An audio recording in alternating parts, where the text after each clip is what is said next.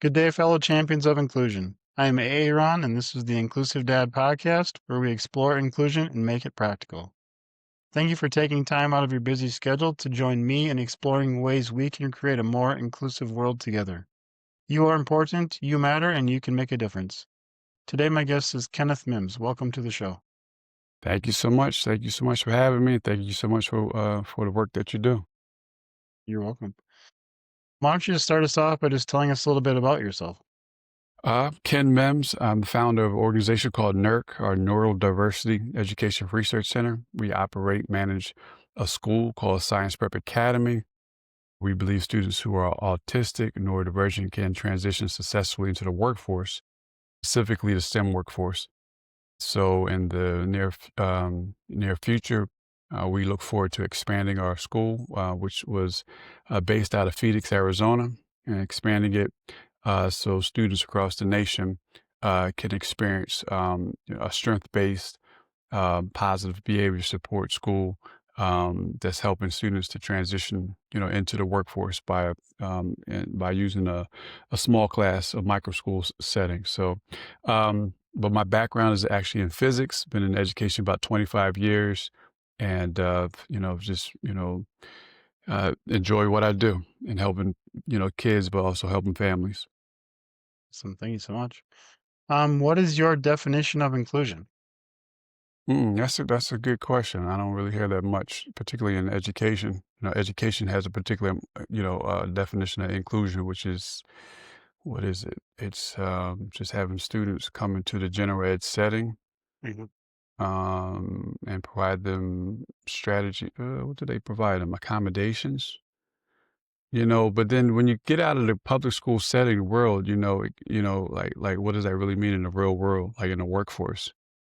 And actually, I find most individuals in the workforce, they don't want to share like a so-called disability or neurodiversity, or autism, because honestly, the workforce is is discrimination. And so I would say an inclusive environment is an environment, that doesn't discriminate, but that has empathy and understanding, and more importantly, values individuals' capacity. And unfortunately, we really don't. I don't always see that, you know, particularly for all individuals who are neurodivergent. Yeah. Yeah, thanks for sharing that. Can you share what initially inspired you to pursue a career in STEM education and how that path led you to focus on supporting autistic learners?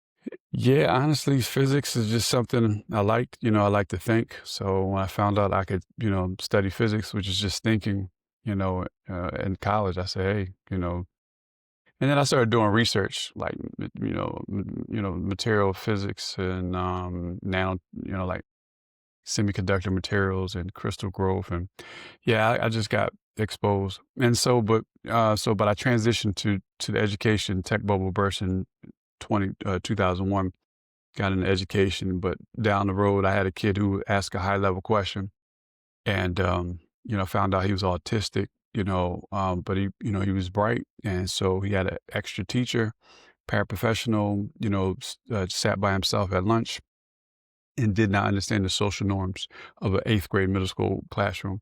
And so, but I started doing research on autism and found out that the characteristics of autism reminded me of myself, but more importantly, my peers in the physics community, like my graduate students that did research with, professors. So if you look at like a lot of people in the tech world, Elon Musk, Zuckerberg, Wozniak, Steve Jobs, Bill Gates, blah, blah, blah, you can see that, they are neurodivergent, really don't always say it, but anyway, so for me, found out, I, identified, but also family members, and my, individuals in my family. So, I was able to help heal, support individuals, but also heal myself on the journey by using the same supports, from a social, emotional, developmental, perspective. So, it has, gave me, it has given me so much, by, being on this journey of, really, helping others, advocating, and really being a champion for others, but really being a champion for myself. Yeah. Yeah. I think you just talked about a little bit, but do you maybe want to go into more, a little more detail on how your personal experiences shaped your understanding and approach to teaching and advocating for autistic students? Yeah, yeah. So professionally wise, I've been doing it for a while and, got into it. But, on the journey, I discovered my older brother, who I lost a year ago to suicide. The first time he attempted suicide was when he transitioned out of high school. And I was still in high school. And that was traumatic, but after it took place, my family kinda just didn't really talk about it, and my brother just kept moving forward. And but the typical kind of, story to some degree, of individuals who are neurodivergent or autistic. You mask, you cope, you Right. know but what I discovered is something called like a slippery slope. And so there's isolation, depression, and suicidal ideation and tendencies. And so watching my brother struggle, but also as a son watching my mother struggle, it really gave me a perspective of mothers and parents and families and kids. And so that motivated me from an educator standpoint in a creative schools to create a more holistic approach to schools, that's more considerate, and more like strength based. So, so yeah, so I just have been able to connect with parents, and connect with kids, I think on a deeper level, and it took it very personal. And so, and then I look at ways that we could have done things differently within my own family, and and want to create systems where we don't have kids that we lose. That things that we could just change, like providing mental health support in schools. I was thinking today, like, man, like it's time to advocate for legislation that allows mental health therapy in schools, or that allows like, behavior therapy in schools. Right now, there's, from a billing standpoint, most states, it's not allowed to provide, billable services in schools. And it just dawned on me like, hey, that's the problem. Like, and that's a higher level that requires like lobbying, blah, blah, blah. But but yeah, you know, yeah, that's just where I'm at. Yeah. I mean, I'm 48, so being in part of my family dynamics, we never talked about anything like any emotional, any struggles like that kind of stuff. So yeah, we didn't talk about that in school. See, I agree with you. We need to do a lot more, teaching children about, their emotions and how mental health stuff and like, okay, these emotions are going to pop up. So okay, what does that mean? And how can we talk, work through it, give you the strategies to, to be able to handle them instead of just, okay, you're mad, just suck it up. Let's just move on. Don't talk about it. I mean, that's not healthy. So yeah, I agree. We need to spend more time helping kids and, the mental side of it as well, for sure. Yeah, it's just an outdated model, like, so, Yeah. and it's confusing because like you have, you have a diagnosis of whatever, like autism in the school, and it's not really a diagnosis, it's a determination, but it's parents perceive it as a diagnosis because you have the same kind of like therapy and support, like Mhm. OT speech and so-called behavior in the school setting. But it's it's confusing, but it's not comparable to like a medical, diagnosis and treatment. But more importantly, you also have like in the school system, you have like counselors, right? So in the medical world, you got counselors, which are LPCs, right? But in the school setting, you got counselors, but they're just like help Right. you with graduation and selecting your courses. But kids who have mental, health needs, they go to the counselor, and the counselor is just like, go home. It's like, Right. like go home is not a cure for, Right. like for an individual who needs support. It's just, it becomes a cycle, and it's no, Yeah. you know what I mean? It's just some systematic things that are just off. Yeah, for sure. Can you elaborate on your innovative education model and how it differs from traditional teaching methods when addressing the needs of autistic learners? Yeah, yeah. So it's based upon my journey, my experience. So, like I said before, I was exposed to autism from a strength-based perspective. I say, oh man, individuals who were neurodivergent, autistic, you know, had higher capacities, for, like STEM or attraction STEM. And I understand it's not everybody. It's just, my particular experience and journey and some. But more importantly, what I realized over time is like that was so different. Typically, individuals who are autistic, go through a challenging and traumatic experience of behavior issues or poor performance, grades, difficulties with class, teachers, parents, and then they get this crown diagnosis called autism, which is a deficit or a disability perspective.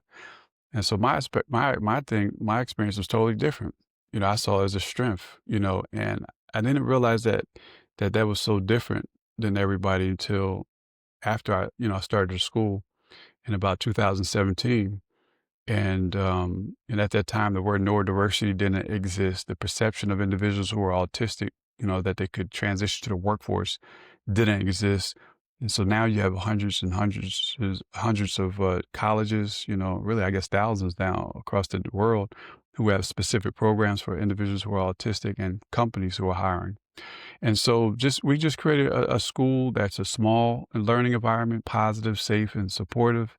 But the foundation of it is a strength-based perspective where we believe, so we basically resonate with parents who believe in their child, that their children can be successful. And unfortunately, their children and parents finding, school systems that don't believe in their child. They just don't understand. But more importantly, they don't believe, they don't know that it's 2026. People who are autistic, neurodivergent can, thrive, it's a huge gap. But anyway, so creating school, it wasn't a sure shot. It was just really a mission, calling. I said, hey, let me, try.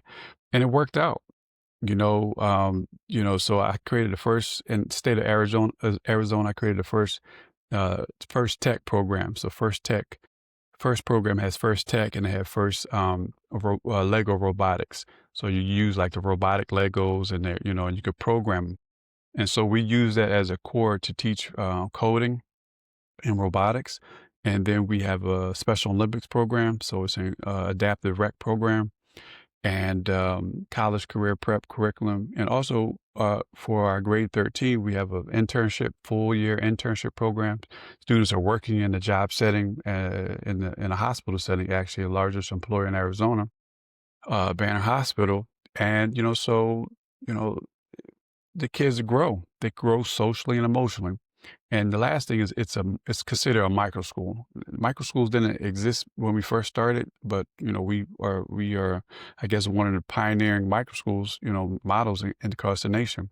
And so we have about just 10 kids per like sixth through eighth grade, 10 kids and about 10 kids 9 through 12. And so two teachers, so small number, small ratio.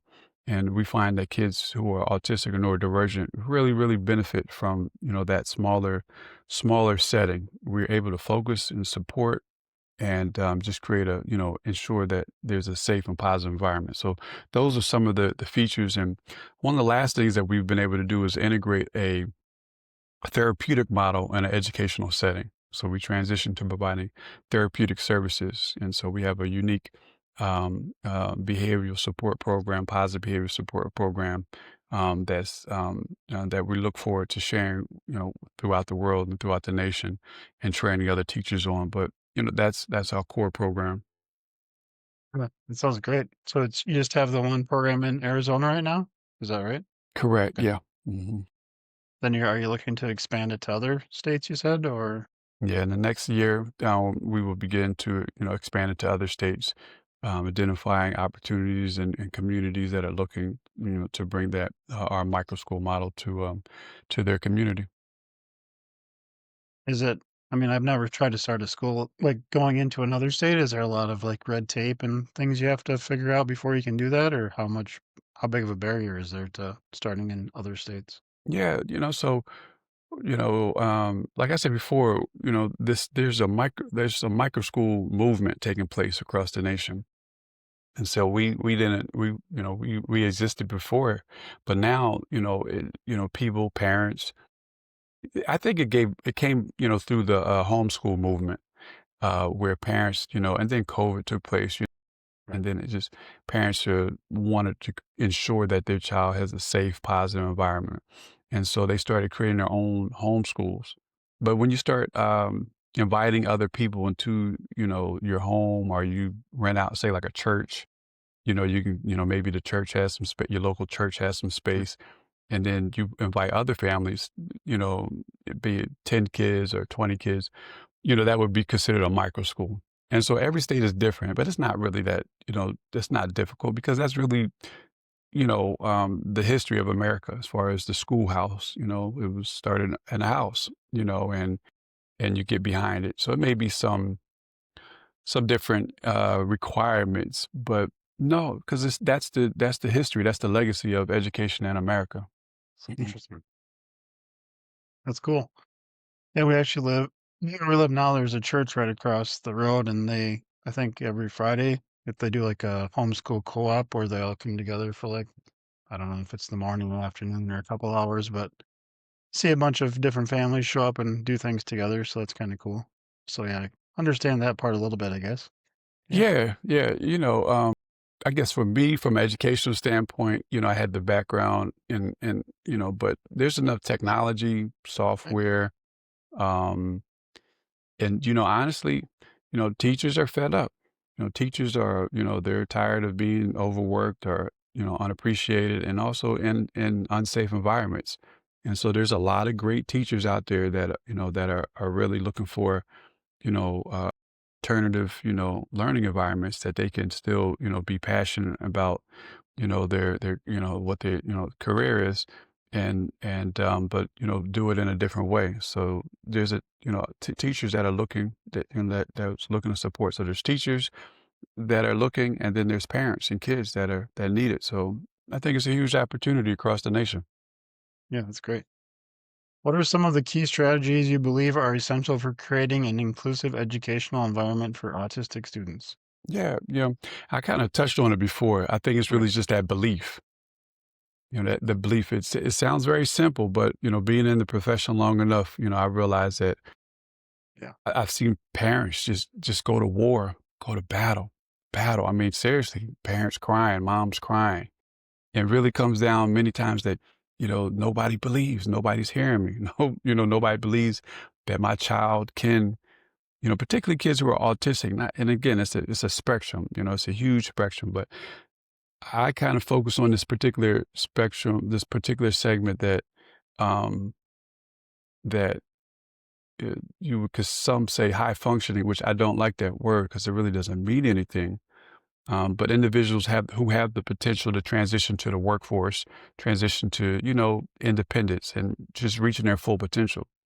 But what I do know is, if you have a child in first grade, second grade, and you put them in an environment where, the school, the teachers, they believe, we see tremendous growth. I mean, I've seen it, kids who are nonverbal, you, 6, 7 years old, they go on to college, they go on to be successful, they go on to reach, but if they're not in an environment that believes, they could do like worksheets, and they could be, actually get, they degress. They can be stuck on say a third grade, reading level, fourth grade reading level, till they graduate. And they just didn't get a chance to be in an opportunity where people believed, and they had expectations, along with that belief. And so it's a combination of beliefs, expectations, and then the final ingredient, really, you have to use, positive reinforcement, positive support, positivity. Anything negative, just socially and emotionally, does not develop, individuals. It just doesn't work out. So a lot of times kids are just traumatized. Kids are traumatized by, the public school setting. And I just be honest, you got kids who are autistic that are getting arrested in elementary school. You're talking about handcuffs in the car, going to like, come on now, they can't come back from that. You got kids who are autistic that are, and this is the truth, but nobody really talks about it. You have kids every year that die in schools, that die from different, seclusion, restraining techniques. And some schools still have barbaric, isolation rooms. different states. It's not as much as it used to be just 5 or 10 years ago, but in some, practices where, you just throw them in a room, lock the door. It's like and we hear about it. We don't talk about it much, and, when it comes up, we just like, "Oh," and we just keep it moving. But that is the reality of kids, and that's Mhm. the reality of parents. And so, it has to be positive.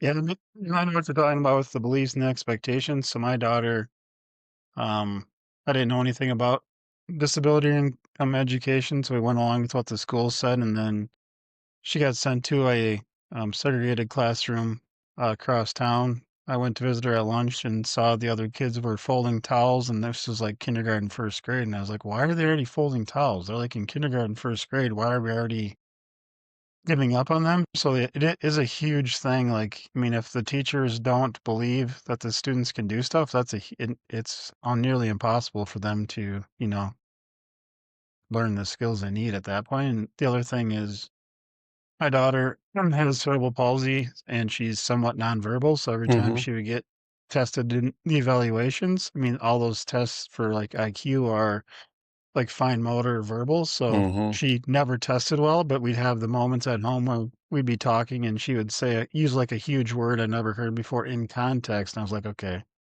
So we always, I mean, they had to do the test so they could get the scores, but I never really believed them because it just never, she can't test so, based on her ability, she can't test using those tests to, like, show her ability to the fullest, so yeah, so I mean, those 2 things make a lot of sense to me.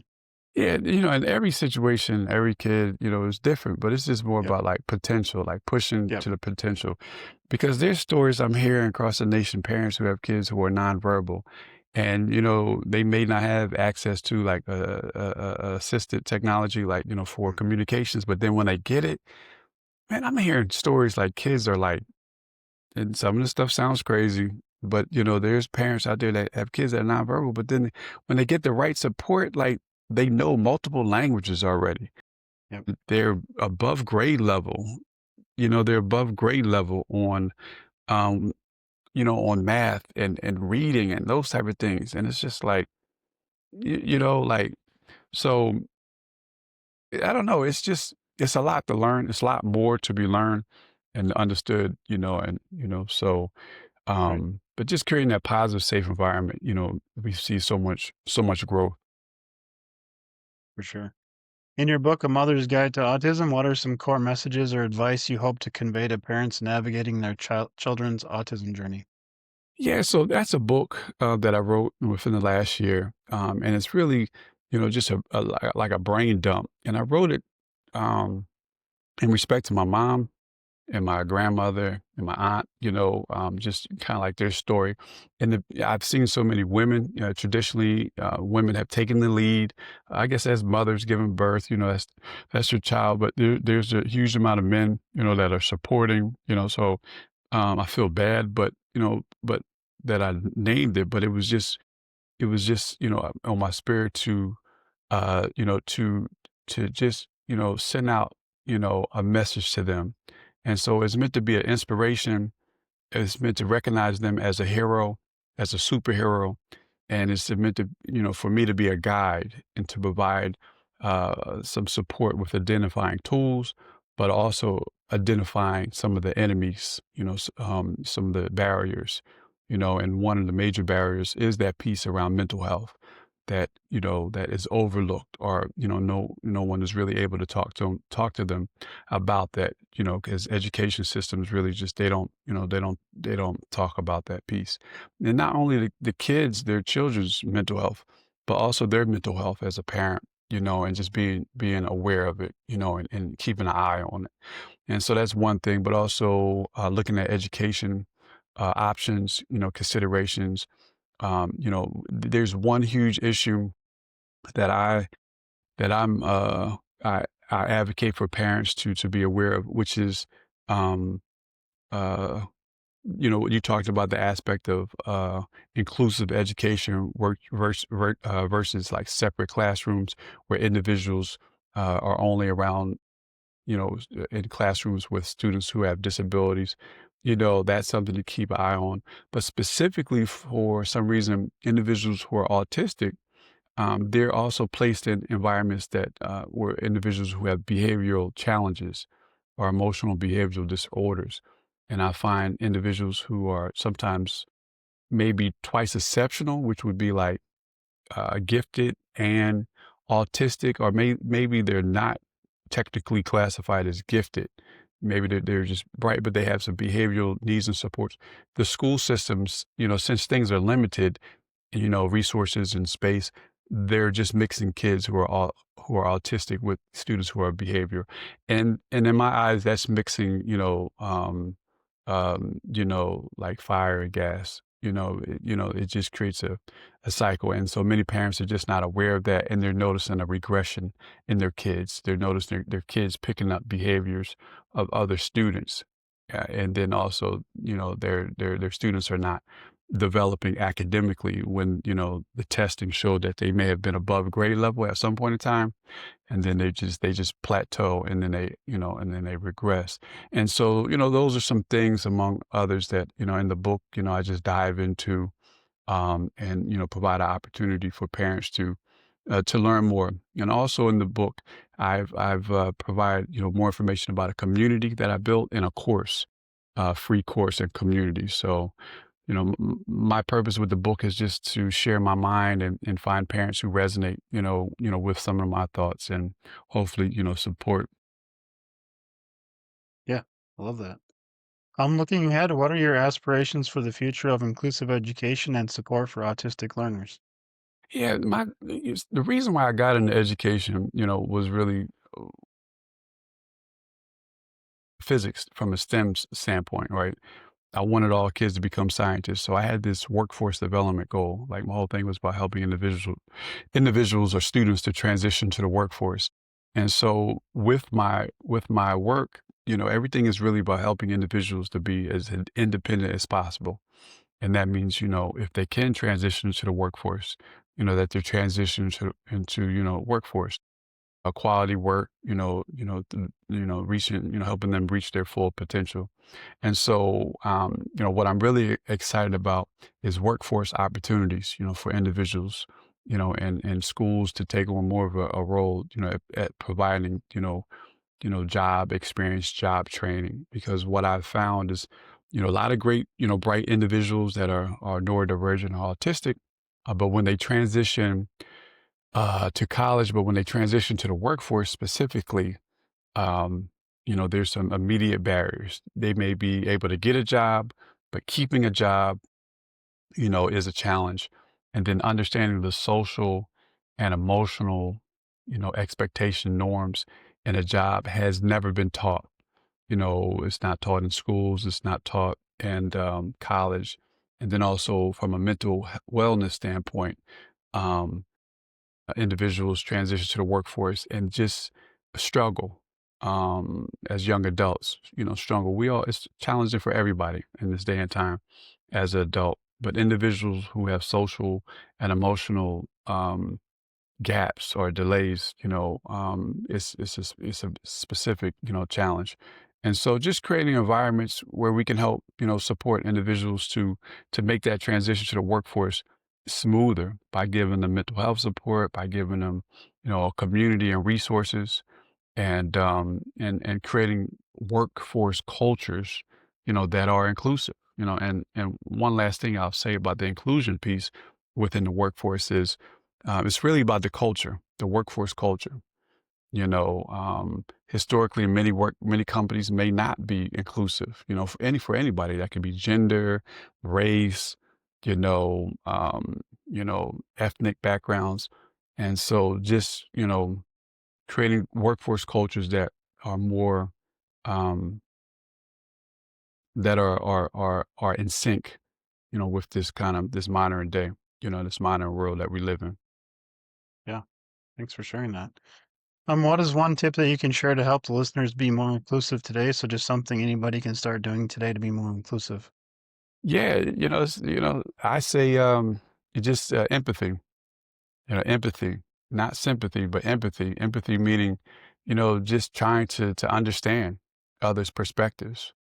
not looking at, individual as a deficit or a disability or disabled rather, but just trying to understand individuals' perspectives, and understand everyone has strengths. Everyone has weaknesses, everyone has strengths. But, sometimes that empathy piece is lost across the board, particularly in school systems and in the workforce. Everything, everything's hustle and bustle, trying to, meet deadlines and make the bottom line, and all those type of things.